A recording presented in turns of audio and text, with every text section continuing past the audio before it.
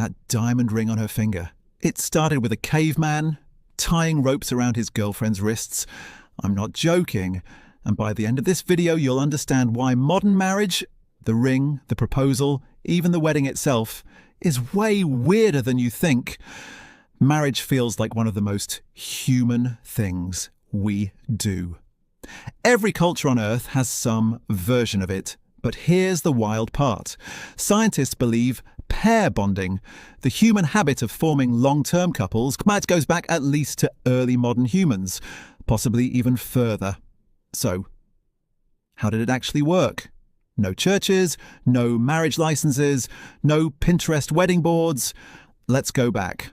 One popular origin story for the wedding ring goes like this.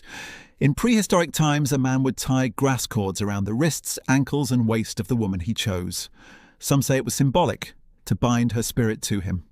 Others say it was a lot more practical, to keep her from running away. After the ceremony, he'd remove the cord and tie it around just one of her fingers. Grass became rope. Rope became leather. Leather eventually became metal, and metal eventually became a $4,000 diamond from a jewelry store. Same basic idea, completely different price tag. Here's the uncomfortable truth.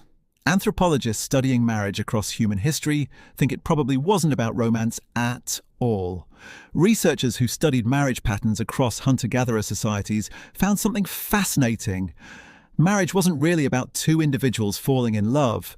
It was about two families forming an alliance.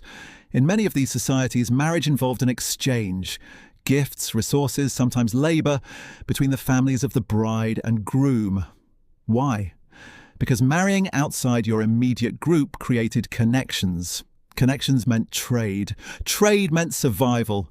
If your tribe had a bad hunting season, your wife's family might help you out, because now you were theirs too. Marriage wasn't a love story. It was a survival strategy disguised as one. And it wasn't easy to get married either. Researchers studying marriage across more than 130 hunter-gatherer societies found something surprising about when men got married. In societies where one man could have multiple wives, the average age for a man's first marriage jumped from around 20 to over 30. Why? Because if older, more powerful men were taking multiple wives, that left fewer available women, and younger men had to wait and compete. Sound familiar? Swap hunting skills for having a good job. And yeah, not that different from today. Now here's where it gets even stranger. Ancient Egyptians believed the fourth finger of the left hand contained a vein that ran directly to the heart. They called it the vena amoris, the vein of love. It's not true, by the way. There's no special heart vein in your ring finger. Men wearing wedding rings? Surprisingly recent. It wasn't common in America until World War II. Soldiers wore them as a reminder of the wives they left behind. So a lot of what feels like ancient tradition at a modern wedding is actually less than 100 years old. So let's go back to where we started.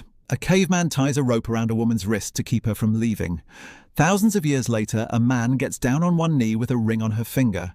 A tradition that feels ancient but is actually newer than your grandparents'. Different material, different price tag. Same basic question humans have been asking for tens of thousands of years. Will you stay with me? Marriage was never really about a ring. It was about survival. Two people, two families betting on each other to make it through whatever came next. Bad winters, bad hunts, sickness, danger. The ring was just the symbol. The real commitment? That came next, because getting married was only the beginning. So what actually happened after two ancient humans paired up? Did they move in together? Who decided where they'd live? His family or hers?